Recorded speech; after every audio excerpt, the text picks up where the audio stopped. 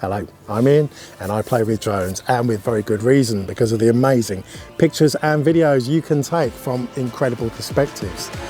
So many places to fly, each with different rules for different size drones. Mid-sized drones, lightweight drones, towns, cities, industrial areas, open countryside and mountains. If you fly one of these though, you know what brilliant pictures and videos you can get. And now, thanks to a major overhaul of the DJI Fly app, getting these sorts of shots just became a whole lot easier.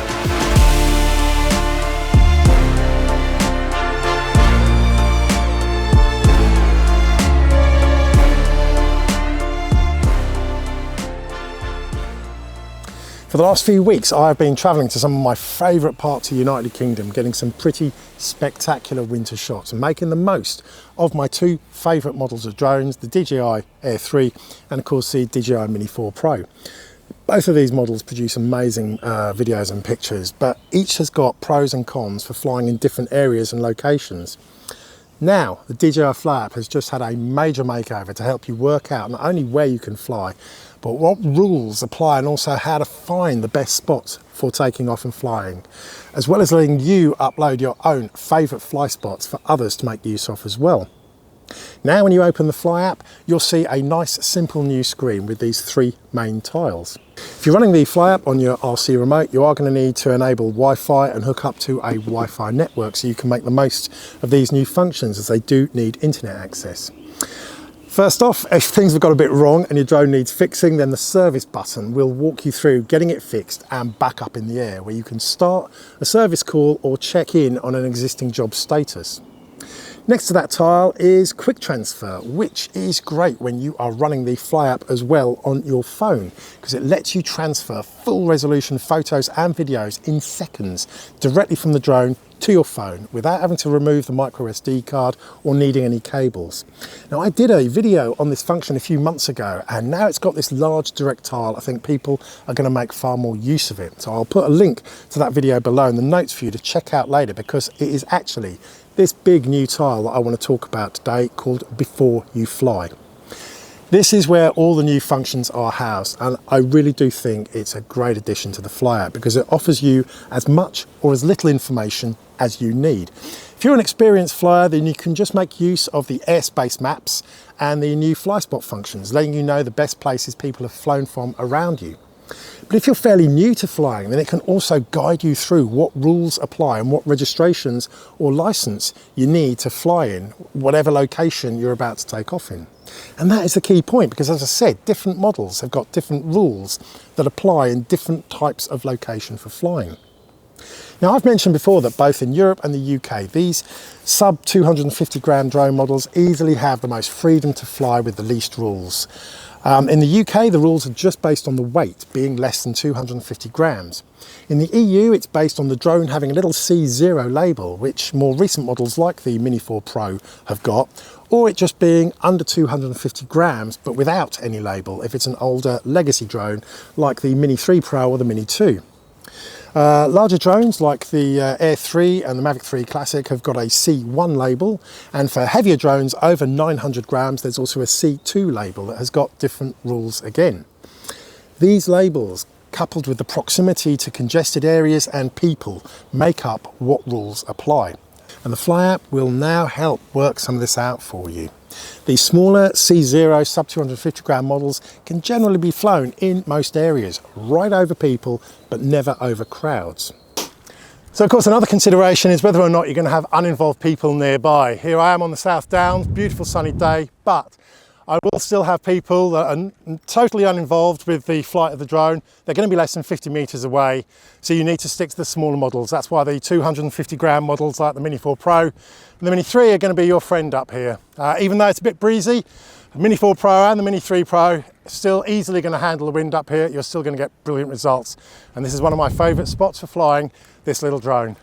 The larger and heavier models that are labelled C1 and C2 are generally only able to be flown in open countryside, at least 150 metres away from any congested area and at least 50 metres from uninvolved people. So as I said, up here, Lake District, endless mountains, hardly any people at the right time of year and in the right location. Air 3, absolutely fantastic.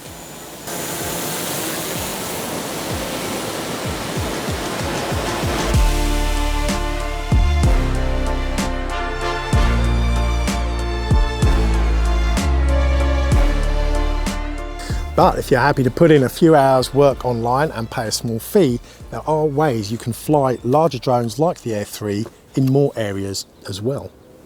Here I am on the beautiful west coast of Scotland, very breezy to say the least, very stunning scenery, and sometimes it's not that clear cut, is it? I wouldn't necessarily want to put my Mini 4 Pro up in this sort of wind on the west coast of Scotland, bit crazy. But here I am at the edge of an industrial estate, lots of open space, no one really near me. What do? Well, in the UK, you can get the A2 CFC, which will allow you to fly bigger drones up to 900 grams in this sort of area, as long as you stay 50 meters away from uninvolved people. And if you're in Europe, in one of the EASA countries, and that's where the A1, A3 license comes in really handy, because that allows you to fly C1 labeled drones like the Mavic 3 Classic and the Air 3 in this sort of area. Right up to people. You're not allowed to fly over crowds again, but as long as it's got a C1 label and you've got that A1, A3 license under your belt, then you can fly bigger drones closer to uninvolved people. Now, both the EU A1, A3 license and the UK's A2 CFC are obtained by enrolling on an online course with a certified provider. And after a few hours of studying, you take an online exam to test your knowledge. And if you pass, you get your A1, A3 license or your A2 CFC permission, both of which are valid for 5 years.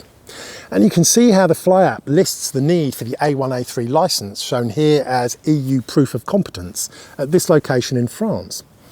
Admittedly, at the moment though, you don't get the same prompt for the UK locations when flying larger models. So my advice is use the FlyApp as a guide, but know the rules yourself. Remember, in the UK, it's quite straightforward. Small drones are fine in towns and built up areas, but bigger drones are only okay in the open countryside, unless you've done the A2 CFC course, paid your money, taken an exam and got your certificate. Right, enough on rules, because I really wanted to show you a little more on what is probably the very best feature of the new FlyApp, and that is the fly spots functions, where you can look up good spots to take off from as uploaded by others who've flown their drones from that spot before. When you open the FlyApp, if the map isn't centered on you, just tap the little crosshair symbol to get the map focused on your current location. You can zoom in or expand a little and you should suddenly see the fly spots around you all show up. But remember, you do need it hooked up to Wi-Fi. And also remember that you can actually do all of this on your phone by having the FlyApp installed on your phone as well, even if you normally use the RC remote. If you use your phone, you're generally going to have internet access straight away and you're not going to be using your RC battery.